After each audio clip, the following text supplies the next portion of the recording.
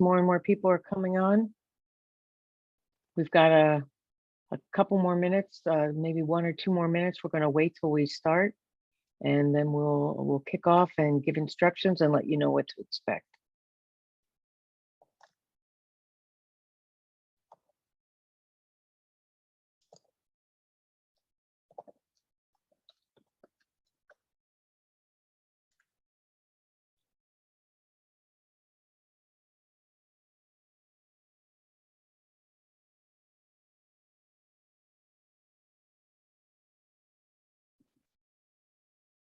Welcome everyone to Transforming Counseling Psychology, Curriculum and Praxis. We're going to start in exactly 1 minute. We're happy you're here.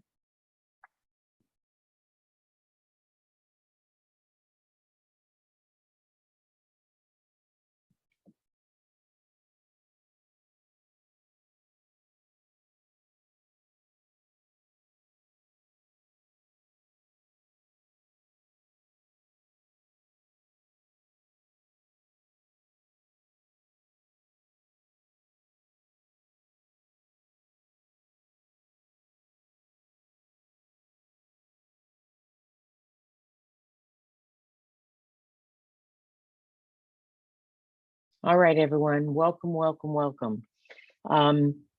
This is Transforming Counseling Psychology, Curriculum and Praxis, and this webinar is connected to my presidential initiatives. My name is Amy Reynolds. My pronouns are she, her, and hers, and I'm happy to be here mostly to moderate this, this webinar and kick it off. So I am happy to pass it over to my colleagues. We will each introduce ourselves and then begin our intro. So again, my name is Amy L. Reynolds. I am a professor at the University of Buffalo in our combined counseling school psych program, doctoral program, and the current president of SCP. Next, I'll pass it over to Tamara. Hello, everyone. My name is Tamara Starling. I use she, her pronouns. I am a school psychology doctoral student at Texas Women's University. I think I'm next. I'm Jordan Wright. Hi, everybody. I use he, him pronouns. I am coming from unceded Lenape land in New York. I am a clinical associate professor and director of clinical training in the counseling psychology program at NYU. And I also run the training clinic there. Hi, everyone. I think I'm next. I'm Barbara Garcia-Lavin, and I also use she, her pronouns. And I am an associate professor and DCT at Nova Southeastern University for both the PhD and PsyD program in clinical psych. I think I might be the only clinical psychologist here, so I'm happy to be here. And hi, I am Narissa Williams, and I am founder and director of Liberation Research and Practice Institute. I go by she, her. I'm a developmental psychologist, but I've been at home in counseling psychology when I was employed in the counseling psych program at NYU.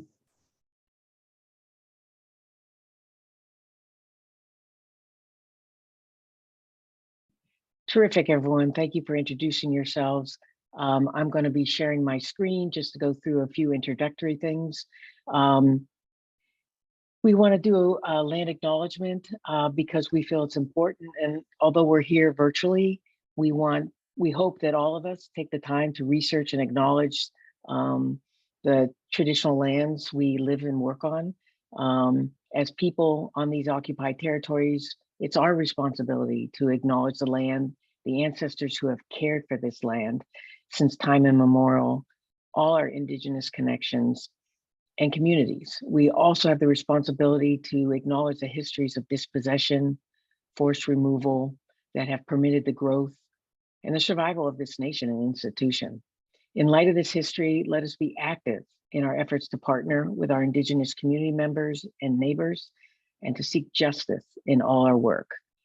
In addition to that, I want to acknowledge the context and history are everything. We're at a time when there's a lot going on in the world in terms of don't say gay bills, targeting other bills, targeting trans kids, bills targeting CRT, our curriculum cannot occur without understanding of these contexts. And so it's important that we do that and acknowledge that. And so I just want to honor this. If you're not aware of Peter projection, this is what actually the world looks like. The maps as we know it, the globe as we know it, makes the Southern Hemisphere look smaller than it actually is in terms of land mass.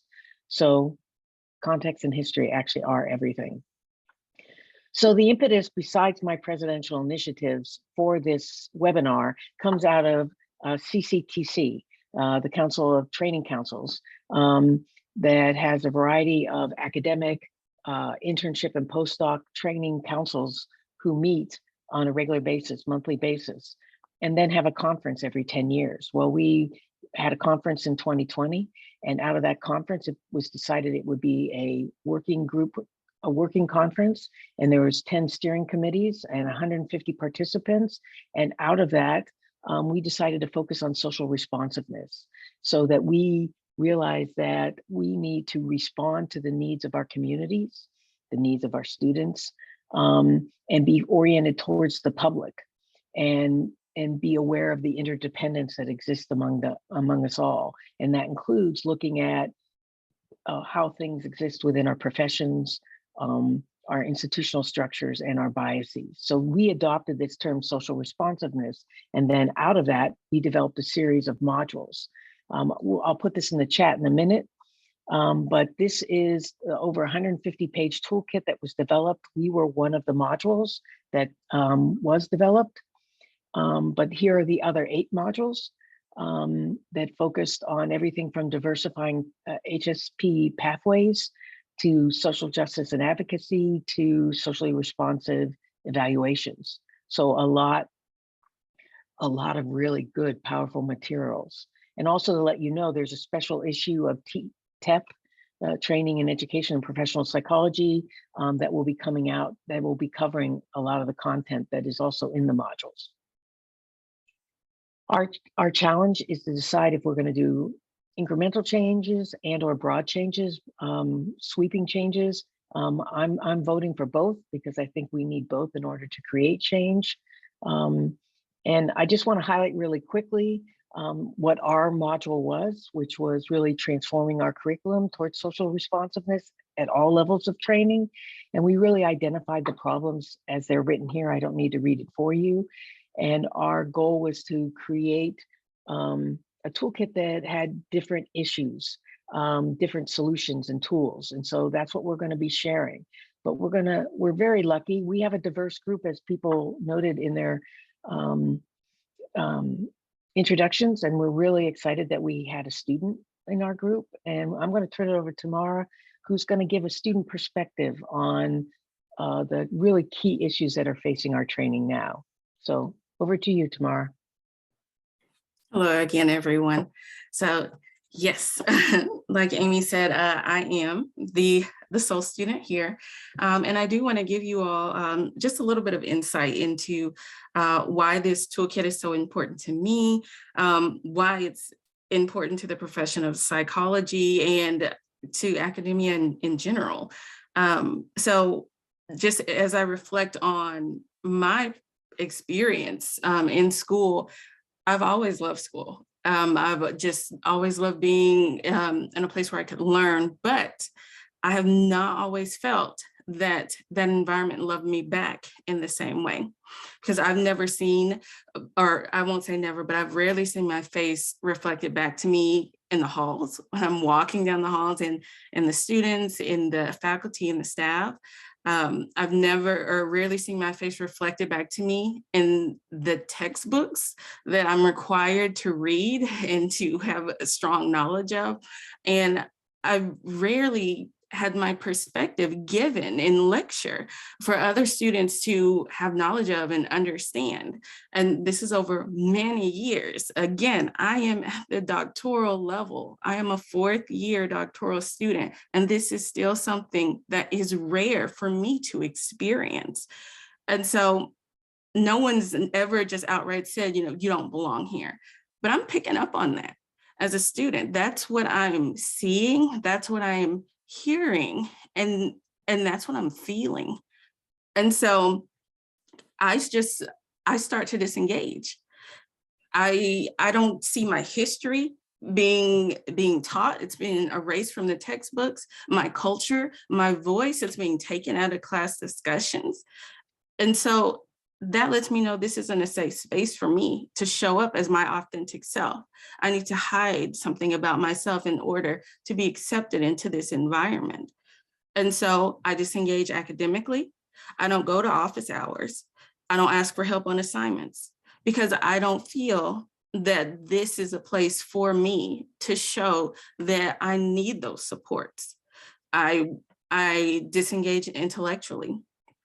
I don't share my honest opinions on topics. So I want to take some time to paraphrase a passage from a book by Brittany Cooper entitled Beyond Respectability, The Intellectual Thought of Race Women. And so in this passage, she talks about how women of color, when we do speak, we demonstrate an appearance of disclosure about our thoughts and our feelings while actually remaining an enigma. And so in that, we contribute to our own self-erasure and we maintain that self-imposed invisibility that others are putting on us. So I know that I'm not alone in this feeling because one, I just paraphrased a book that was printed and sent out to the world about this experience. And then also that book was recommended to me by one of my peers of color who resonated with that passage and felt that I would resonate with it as well. And I did. And so as we move into this work and this discussion, I know that I'm not alone in being fed up because we had this huge year-long conference talking about things that we could do. Amy just talked about this toolkit, hence the reason we're having this webinar to discuss how we can move away from these issues, this systemic issue, so that other students, other faculty and staff don't feel alone, don't feel this way. Now, I'm hopeful that this toolkit, that this webinar, it will advance the discussion about how we can implement more approaches that are multicultural, ways that we can better teach students, assess their learning, and just measure their overall growth. So I will pass it off now to Jordan to just continue that discussion and enlighten us all. Thank you, Tamara. And what better way to follow that up than with a white man, right? I just want to keep listening to you, Tamara, because it's so powerful when you speak, and I resonate with some of that as a queer white man. I resonate with the hiding parts of yourself, and I also believe that representation very much matters, and also we have to do better. We white faculty have to do better because we are still here, right? And so that's going to be sort of my section of this webinar. I do have a PowerPoint that I'm going to share.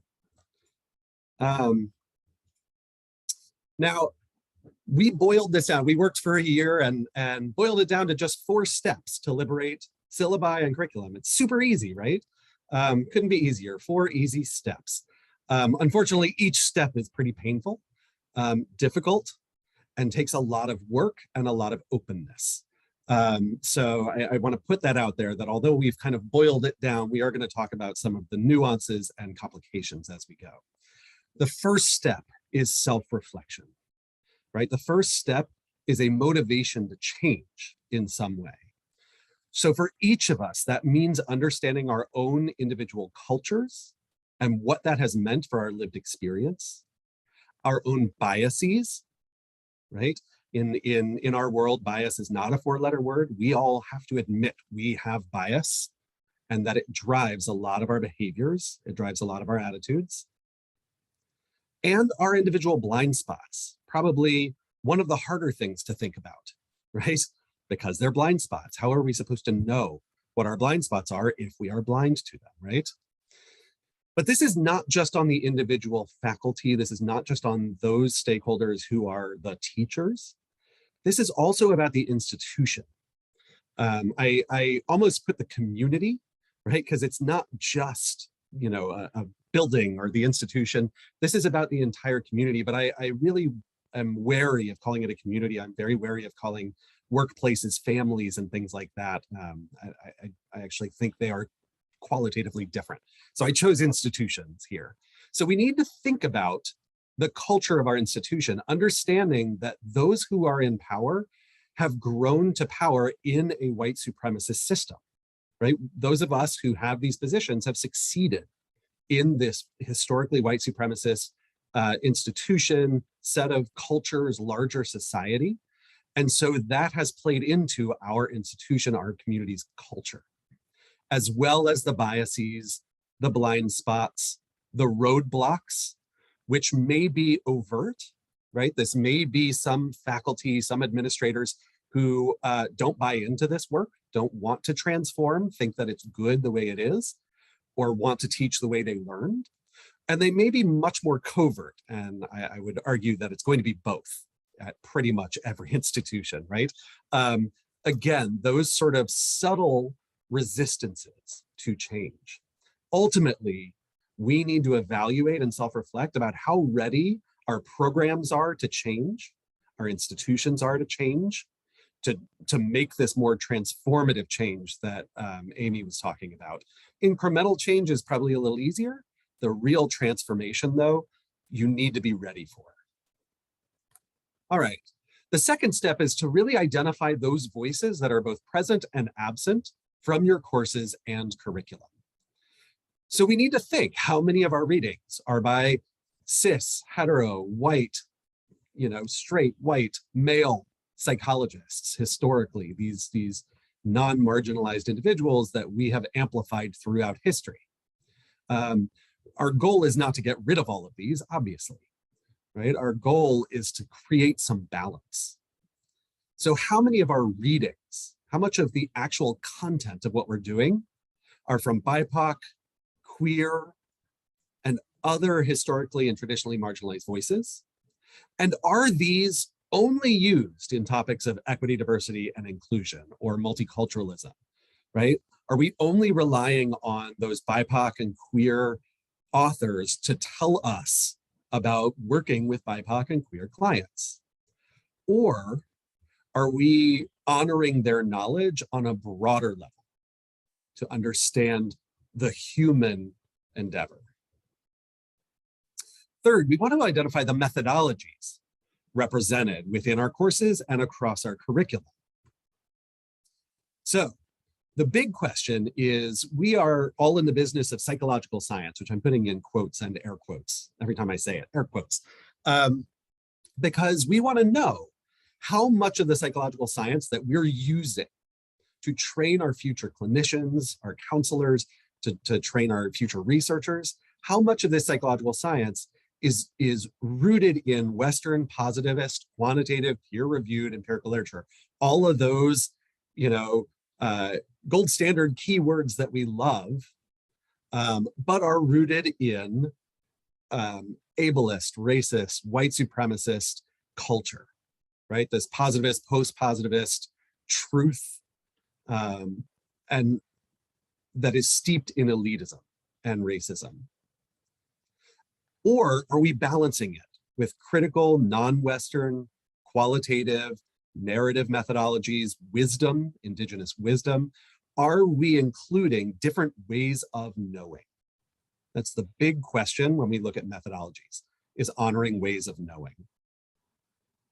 And finally, of course, the easiest, is infuse culture, diversity, and critical thinking, right? Critical theories, critical thinking throughout every course and throughout the entire curriculum. And I know others are going to touch on how to do this probably more in depth than I will.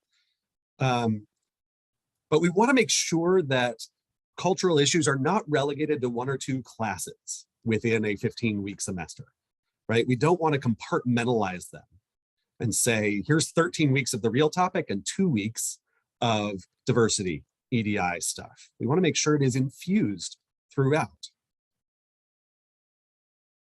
So just a couple quick things. First, we recommend it's really important to maybe think about beginning a first class with a discussion that sets the stage for thinking critically about the content that'll be presented in the course. This is not to undermine any of the content that comes in, but it is about making us critical about what science is and how we know. And second, we want to do what is kind of an audit of each class period throughout each course, throughout the curriculum, to see, are we infusing culture throughout? Are we taking a critical lens to the content that we're teaching in each week, throughout the course? Again, not relegating it to 1 or 2 class periods, but throughout an entire course. So ultimately, we are looking at these 4 very, very difficult, sometimes painful when it comes especially to self-reflection, sometimes tedious when it comes to the infusion. We are looking at these 4 steps, which sound very simple, but of course are extremely, extremely difficult. And I'm going to pass it over to Barbara. Thank you, Jordan. I was so inspired by Tamara that I think I'm going to share a little bit about my experience. As a clinical psychologist, I trained very much in this sort of Eurocentric, positivistic, just very oppressive way of kind of thinking and the science and all of that. And honestly, I didn't come to even an understanding of another approach or another way until relatively recently. And what I'm going to share with you, the tool that I'm going to share with you tonight, comes from, we further developed it in our CCTC workshop group, but it really started at NOVA. And I'm so grateful to my colleagues for their willingness to allow me to share this with the committee 2 years ago when we started this project. And then now to be able to, have expanded on it and hopefully share it with you all as a training community so that we can hopefully employ this tool and use it to really begin to transform and liberate our curriculum. It's an audit tool that was developed to really take a look at our syllabi in doctoral programs, our seminars in internship and postdoc programs. Before I came to the doctoral side of things as a DCT, I was an internship training director for almost a decade. And I also developed, curriculum and seminar and other kind of formal training programs. And this is equally important at that level of training as it is in the doctoral program. So I want to make sure we pay attention to that level of training as well as we go through this today. So really the audit tool was designed, or the way we designed it is really for you to use it to evaluate your own courses, your own seminars, to really think about areas of strength that you have maybe already taken some steps to transform or liberate that curriculum. And then identify areas where there's still some need for growth, some need for further liberation and transformation. And then to share this process with colleagues, but so that you can make those broader systemic changes, but also to get input from students. And as all of you here today heard, the power of what Tamara shared with us, this is her lived experience. And I think we need to bring those students to the table when we think about what we're teaching, how we're teaching it, how we're expecting our students and our trainees to learn what we're teaching, and also how we're evaluating them. I think all of that really is the process behind all of this that needs to be paid attention to as well. And then after the audit tool, there's some open-ended questions that were included in the toolkit too, and I'll just briefly go over those as well, very briefly, that really are meant to engage a broader conversation with colleagues to really think about, maybe as a program, as a college, or as an internship program or postdoc program, how can we really start to maybe build, resources or seek out additional supports from our institutions to be able to take this further. And then setting goals. How do we set goals to accomplish this action? One of the things that we talked about a lot and that Jordan sort of mentioned, I think, is that you really I think first need to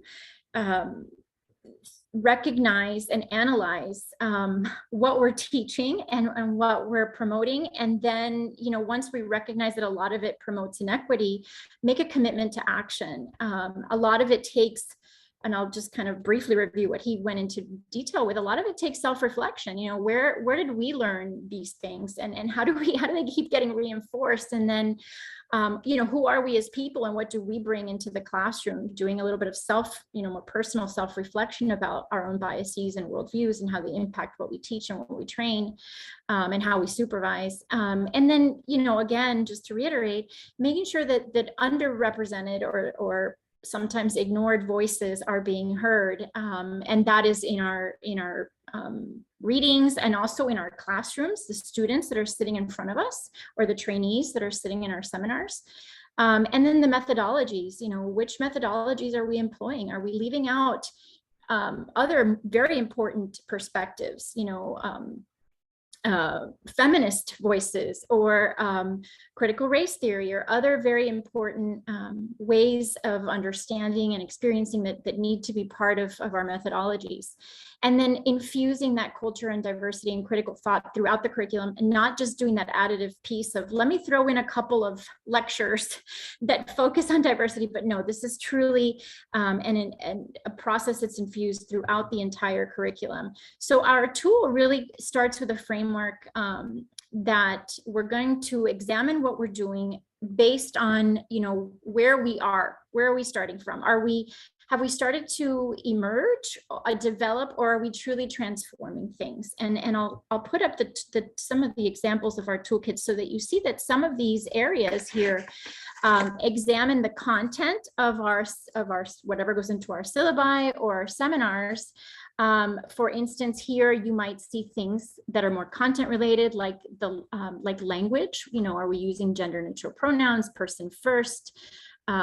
Ways of discussing things. Are we utilizing interfaith and multicultural calendars, for example, when we schedule things?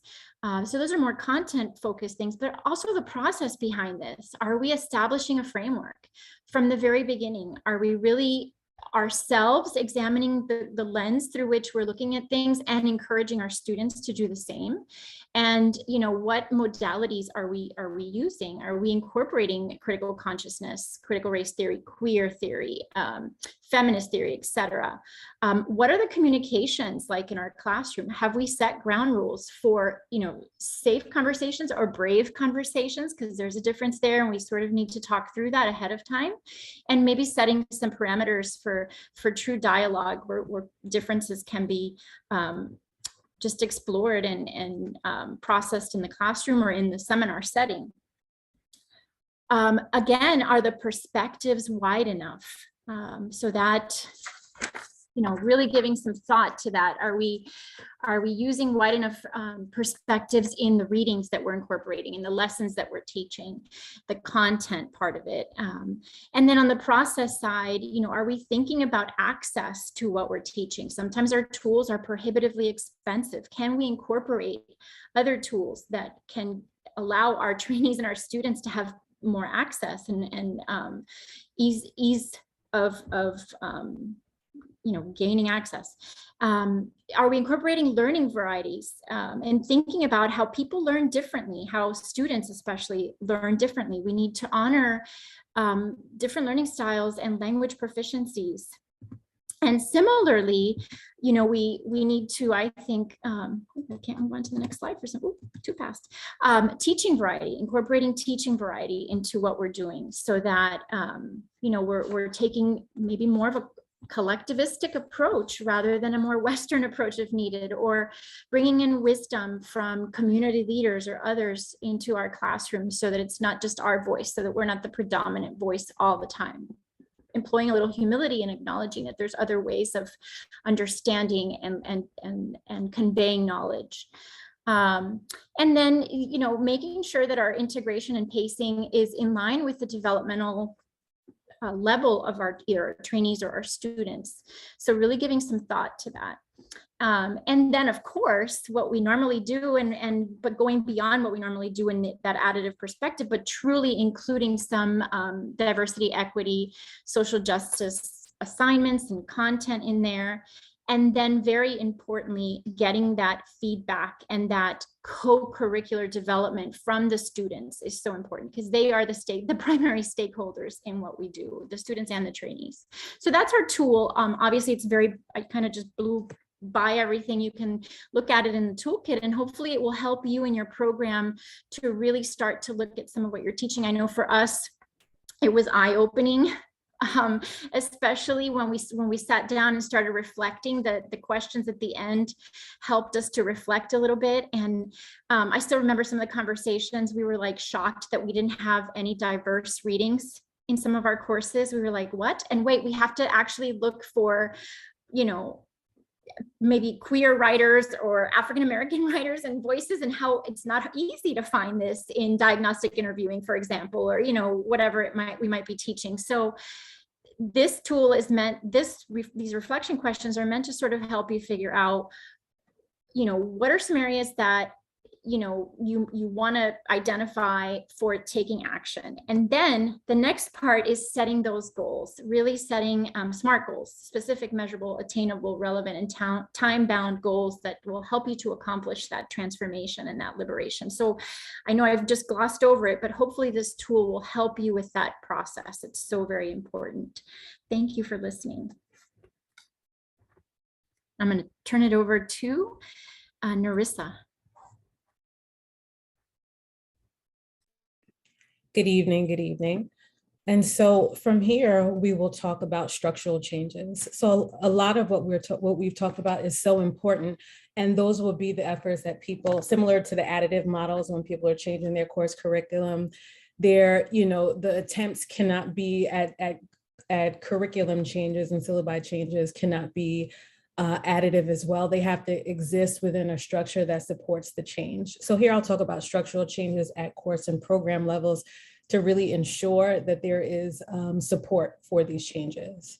So the focus of this conversation is really about how do we institutionalize the things that we're talking about? How do we make the abstract concrete? And how do we have pillars of policy and practice and those things that help support the changes that we're talking about?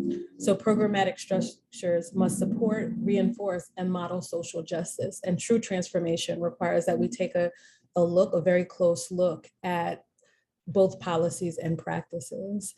So we have to do that by way of making ourselves accountable. And we can do that through formative and outcome assessments.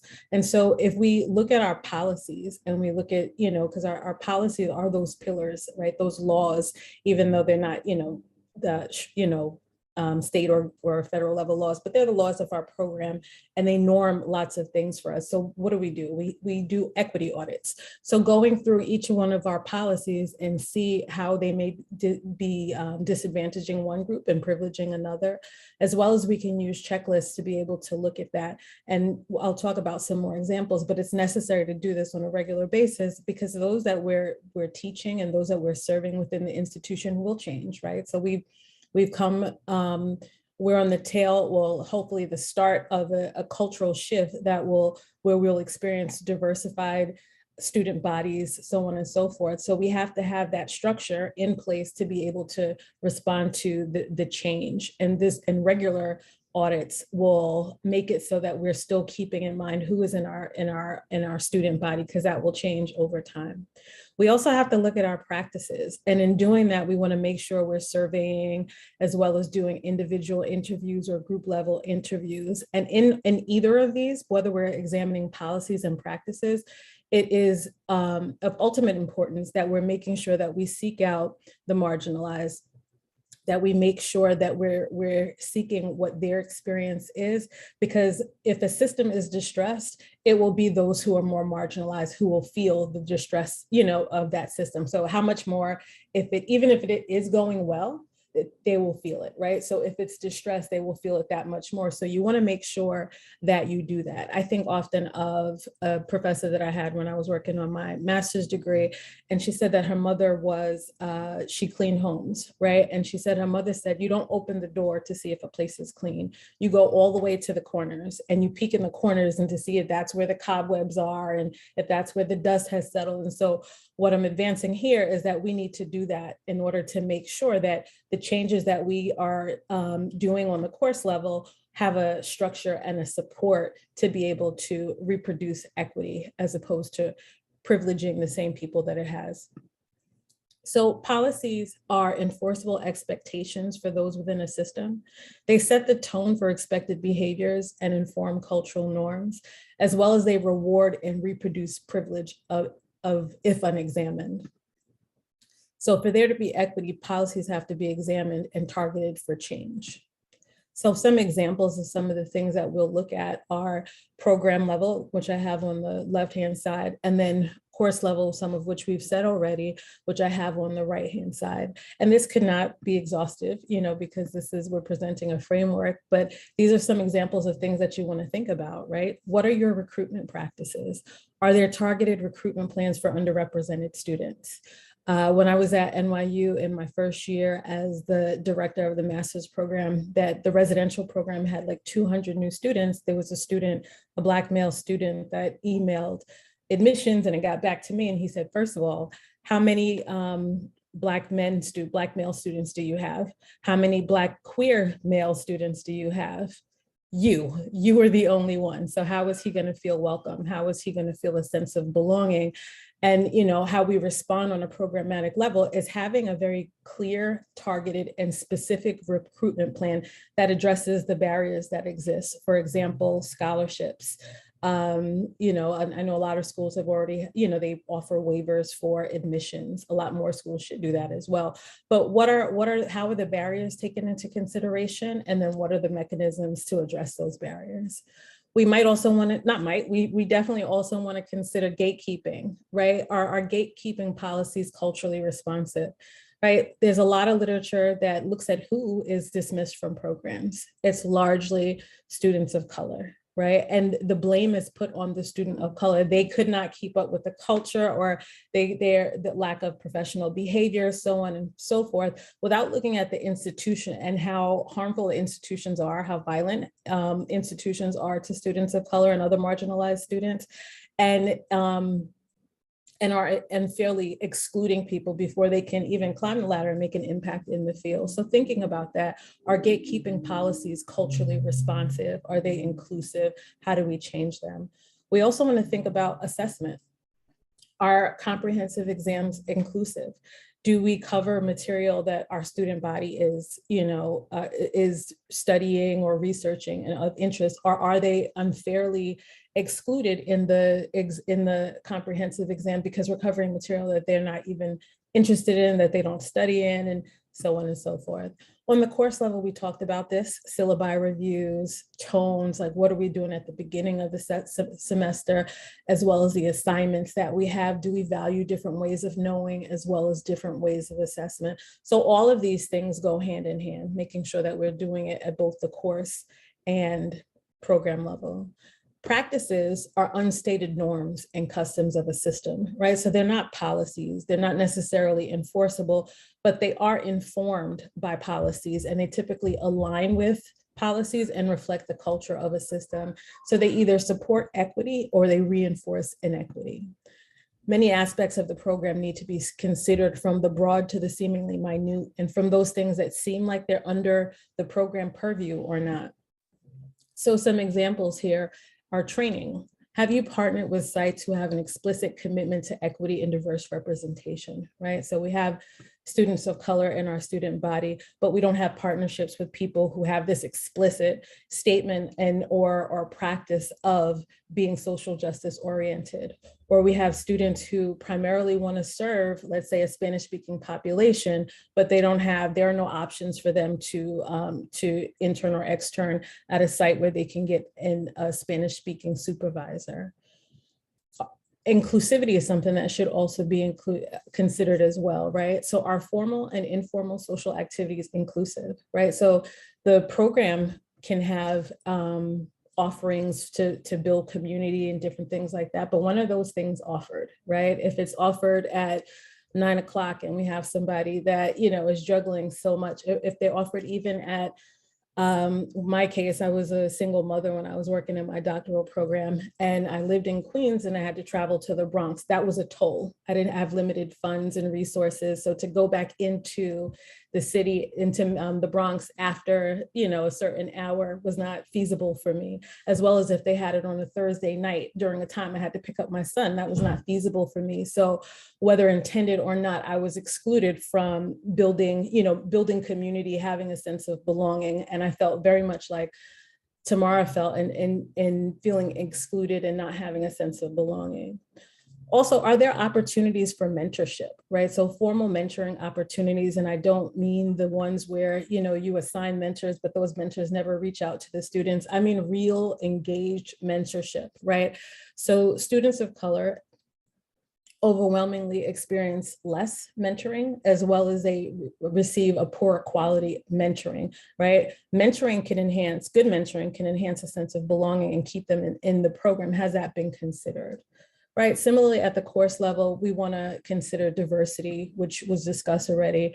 Do we have diverse scholars? What are the norms that we're setting from the beginning of the semester? Are there clear articulations of how difficult dialogues will be handled? And how do we model social justice? Right. So we have this prime opportunity in our class settings to model, you know, how we deal with power, how we deal with privilege, who takes space, who makes space, and all these sorts of things. Are we taking advantage of the diversity within our classrooms and replicating what a socially just classroom or a socially just world should look like? So to sum it up, we have to make sure that we're institutionalizing it. And once we provide a structure for equity, it has the mechanism to reproduce itself. So the members might change, the faculty might change out, the student body might change out. But if we have these supports, these policies and practices in place, and if we're regularly assessing what we're doing, and if it still meets the needs of our student body, then equity will continue to reproduce itself. Thank you, everyone. That was amazing. We encourage you all now to put questions in the Q&A box, and we can engage with those as they come in. I also want to acknowledge two things real quick. I didn't say at the beginning, because you know those intros, you're always trying to rush and get so much in.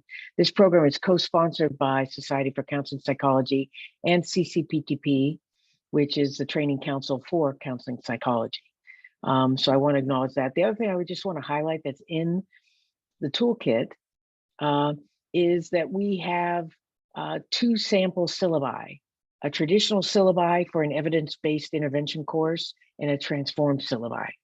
So you could just sort of see, not in-depth full syllabi, but you can see syllabi that in ways that what a transformed syllabi might look like. So we're eager to hear your questions. There's 48 of you out there, so I gotta think there's gotta be some questions. So unfortunately, we don't have the capacity, the way this is set up, for you to unmic and speak, so you're gonna have to type it in. So we have one here for Sylvia.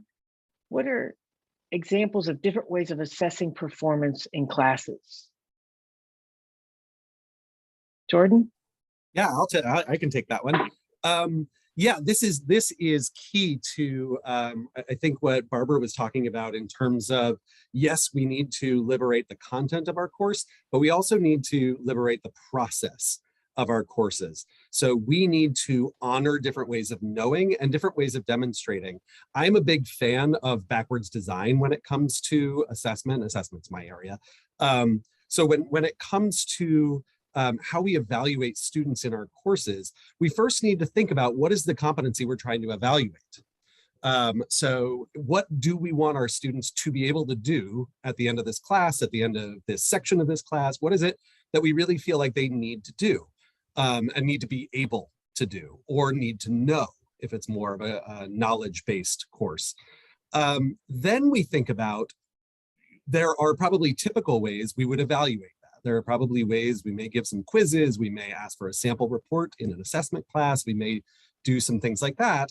But is this the only way that students can demonstrate their knowledge? I'll give you a quick example. In my class, there was a student who was really struggling on the way of demonstrating that we had proposed at the beginning, that I had proposed as the professor at the beginning of the course.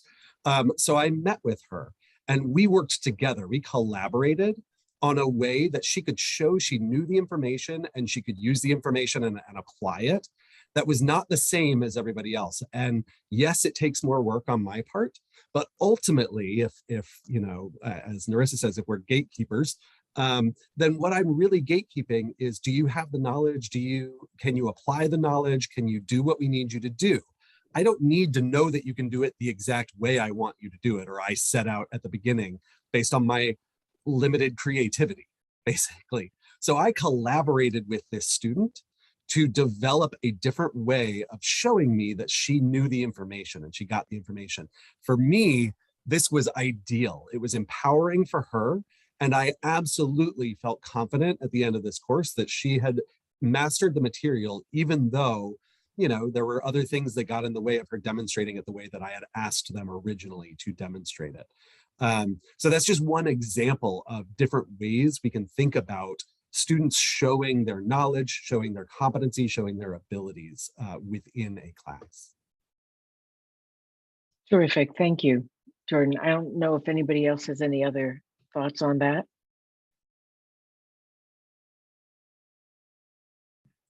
I have a similar experience this semester too in teaching as an adjunct, and collaboration with the student was definitely helpful. They can't use their hands because of their disability, or it's painful to use their hands because of their disability. And instead for reflection papers and a case analysis, as well as a end of the semester kind of mini literature review, I get videos. And just like Jordan says, it's a little bit more time consuming, but there is no difference in being able to assess, you know what I mean, whether or not the concepts are gained and whether or not it can be applied.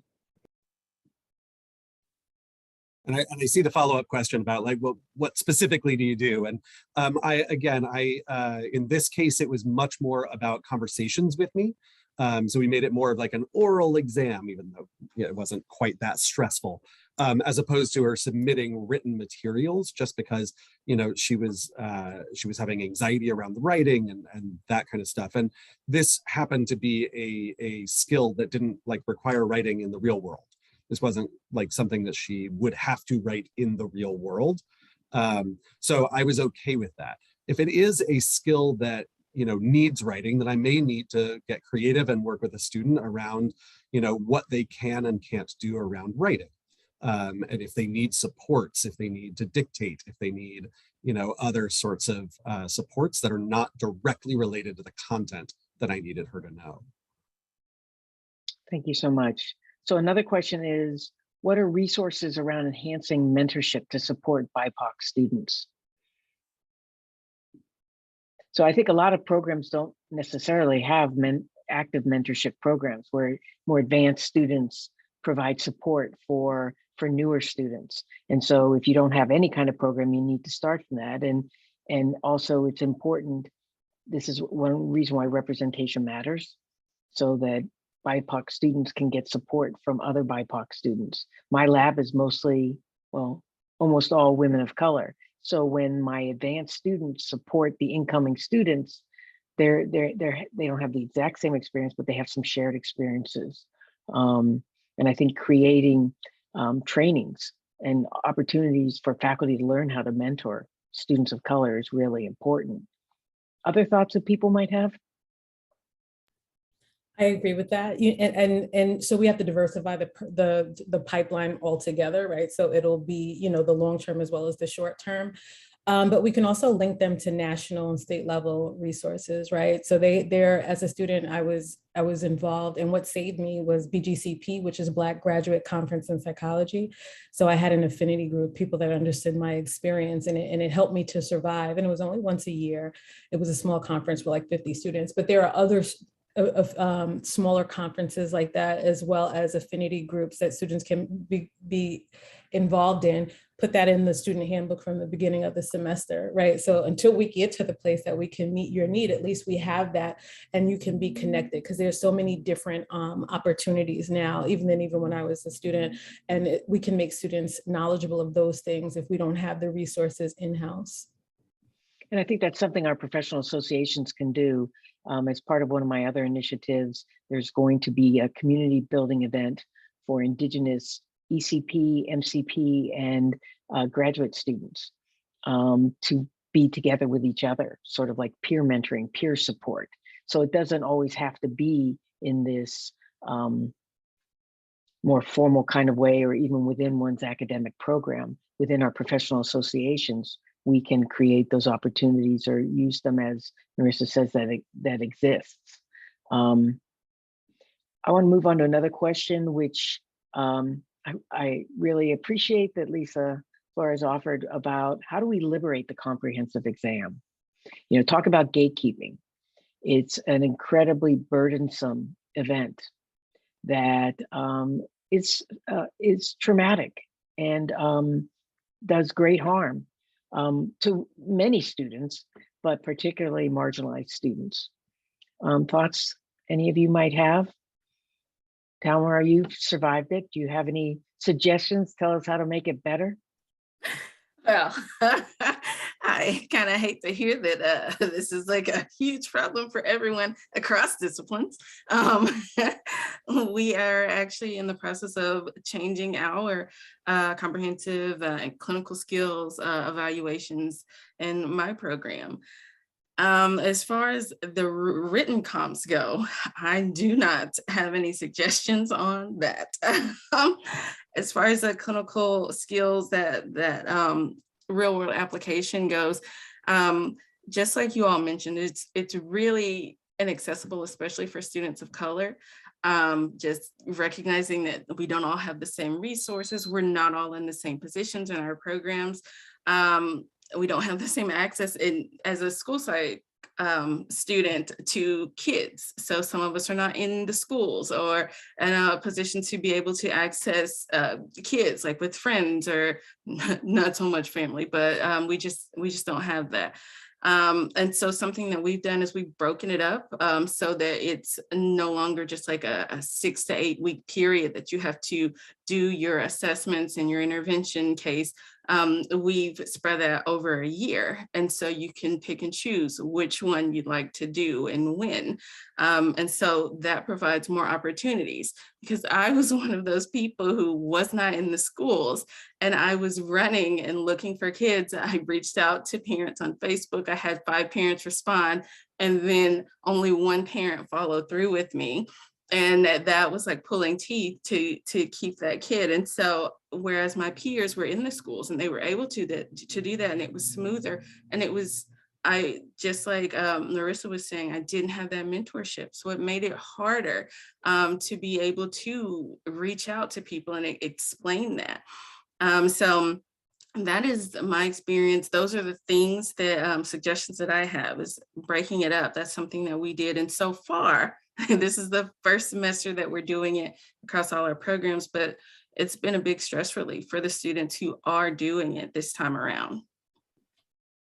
I think to go with Jordan's point, I think you have to do the backward design. What is the purpose of comps? What goal is it serving? So our students in my program do a qualifying research paper, but then we had this intensive research comprehensive question that they had to answer, a take-home exam, and they basically had to design a study in like a week.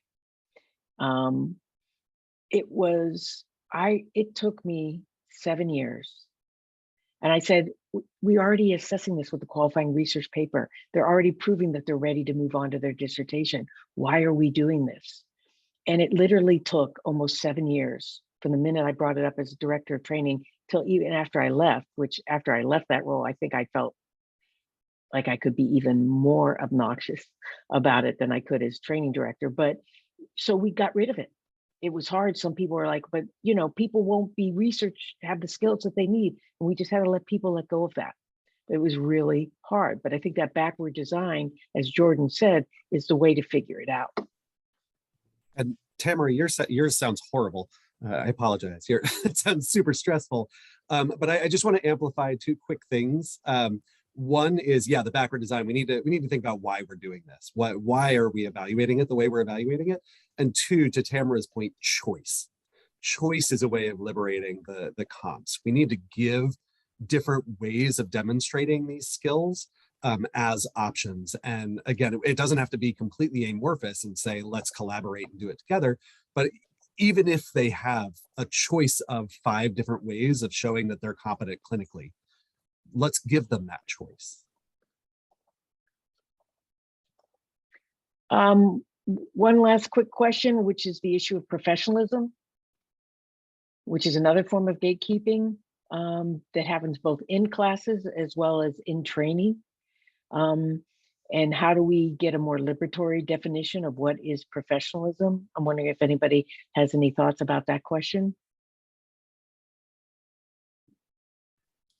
I think first we need to be more, we increase our education about how white supremacy culture shows up in organizations and classrooms and different things like that. And you can read, I know the white supremacy, maybe a page or two of Okun shows up, but it comes from a whole book talking to, the Emperor Has No Clothes, talking to people about race who don't want to talk about race.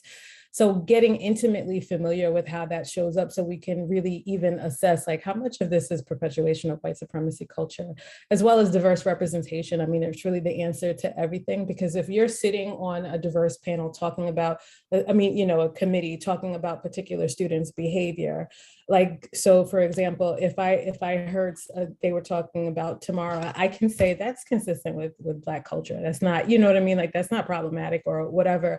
But if we don't have diverse representation, there's no system of checks and balances, only perpetuation of the same. So I think that that's important.